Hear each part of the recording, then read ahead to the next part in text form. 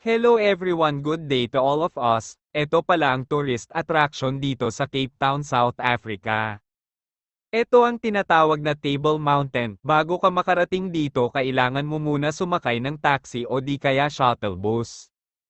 Pero pagdating mo doon, kailangan ka muna pipila ng mahabang pila upang makasakay ng cable car paakyat doon sa tuktok ng Table Mountain. Nakakalola ang taas ng bundok lalo na nung paakyat at pababa, pero worth it naman talaga pag nandoon ka na sa taas ng Table Mountain. Ang ganda ng view doon at araw-araw maraming turista na pumunta upang masaksihan ang Table Mountain in Cape Town. Keep safe and God bless everyone.